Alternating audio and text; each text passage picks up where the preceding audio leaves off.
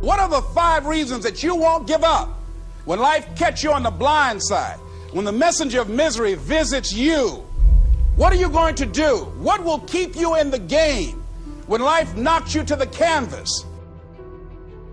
Life's going to punch you right in the face. Life's going to fire you over and over again. You're going to be told you're not good enough. Your faith is going to be tested. Your family's going to look you in the eye and say, how do we get health insurance the next month? I don't know. But I know we're going to make it. You know who's going to bail you out? You know who's going to come and rescue you? You know who's going to come and save the day? No one. No one's going to come and do it for you. You're going to have to do it all yourself. See, the Buster Douglas that fought in the last fight was not the Buster Douglas that fought Mike Tyson. See, the Buster Douglas that got knocked down while fighting Mike Tyson had gotten out of an alcohol recovery center. His mother had died. His wife was ill with a terminal illness. He was considered a nothing, a bum.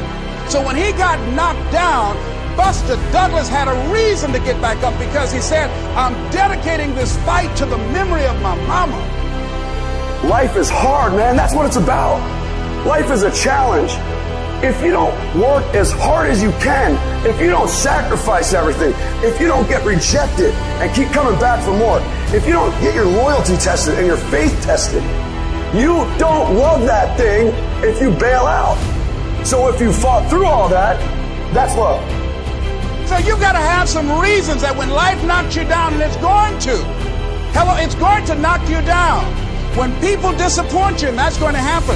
When they betray you, and that's going to happen. When they lie to you, and that's going to happen. When they say, oh, you can count on me, and they won't show up, and that's going to happen. When you want to throw in the towel and give up yourself, and that's going to happen. When life collapses on you and catch you on the blind side, what reason can you remember that you can call on, that you can reach on, that can make you get back up? Find that reason. Because when life had knocked me down, I said, life, I'm doing this because I want to make my mama proud of me. I'm doing this because I want my children to have a better life than what I have. I'm doing this because all my life I've been told I'd be a loser, that I wouldn't make it. I'm doing this to make them a lie. I believe like Frank Sinatra, he said the best revenge in life is massive success. I'm doing this so I can become massively successful. And with that kind of courage, with that kind of affirmation and reason to empower me, I got a saying that when life knocks you down, try and land on your back, because if you can look up, you can get up.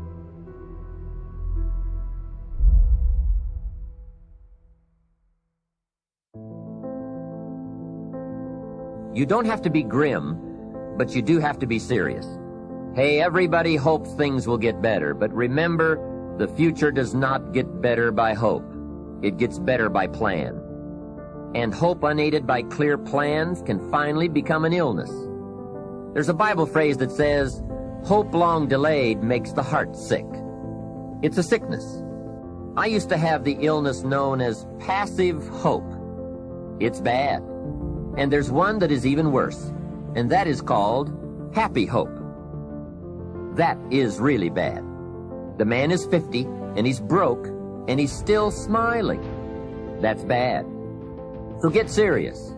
Make plans. Put them on paper. My suggestion from experience. There's a phrase from the Bible that goes, without dreams and vision, we perish. How true. Humans have this unique ability to aspire, to dream, to go for something, to become something. Without that, life is not life. We must have dreams and never give up on our dreams. I'd like to share a few ways your use of time are affected by or influence the achievement of your goals. Have you ever thought that without some very clear written goals, you never even need to consider managing your time?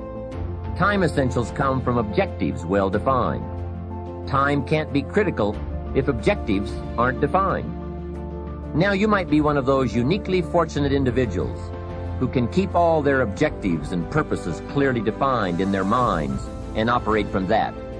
But I wouldn't take the chance. Write your goals down and set careful priorities. Sometimes priorities are determined by the season. For a farmer in springtime, the season dictates his most important activities. During the spring, a farmer must work around the clock, burn the midnight oil, and keep the equipment running because he has only this small window of time for the planting of his crops. One of the difficulties of living in an industrialized society is the losing of the sense of seasons, when to pour it on, when to ease back, when to take advantage.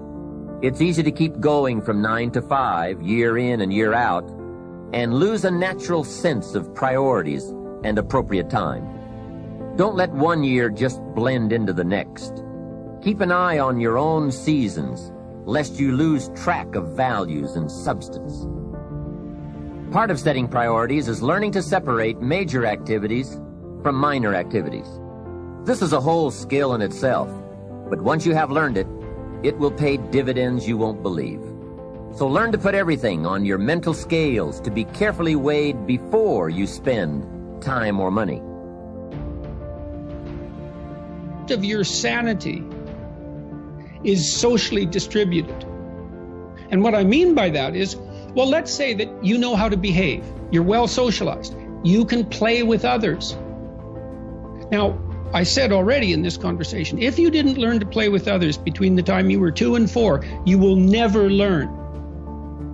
And psychologists have beat their heads against the wall trying to rehabilitate antisocial children. They can't do it after the age of 4. Is that because areas of the brain just don't develop?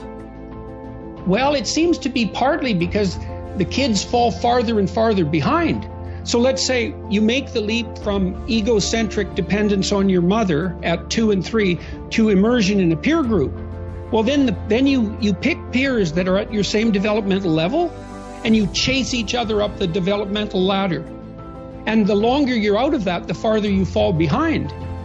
And so, kids, 5-year-old kids might come across another 5-year-old kid who tends to cry too much if they don't get their way.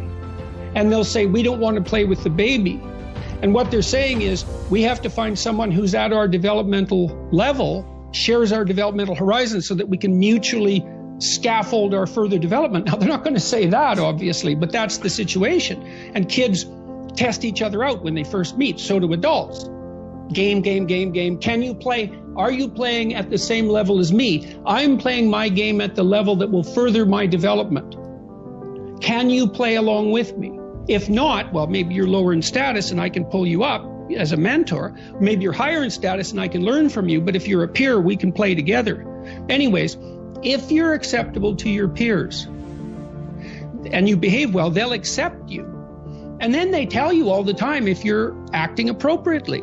If your jokes are funny, if you're dominating the conversation, if you're bringing something of value to the table. And all you have to do is pay attention to the social cues, and you'll keep yourself regulated. And at the end of the day, you're going to get what you focus on. They're both true. This is both the most amazing time that's ever happened, ever in recorded history.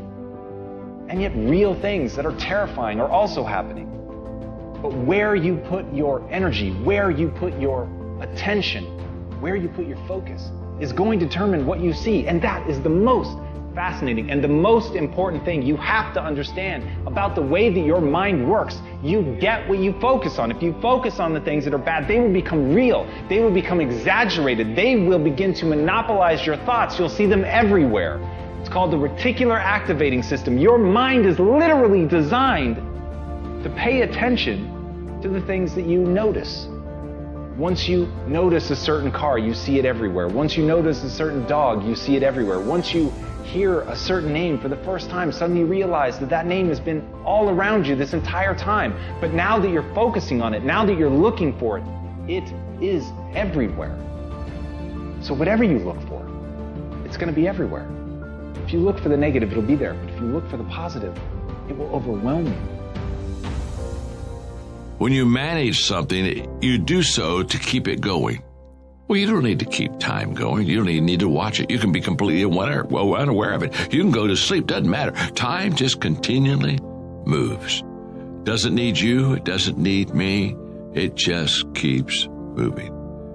We don't need to do time management because there's nothing to manage. It's automatic. It continually moves. What we need to do is priority management. With the time that is continually slipping away from us, we need to manage our priorities to maximize the time we have. So don't manage your time, maximize your time. How? By doing the things that are the most important to do at that moment. Make every day your masterpiece.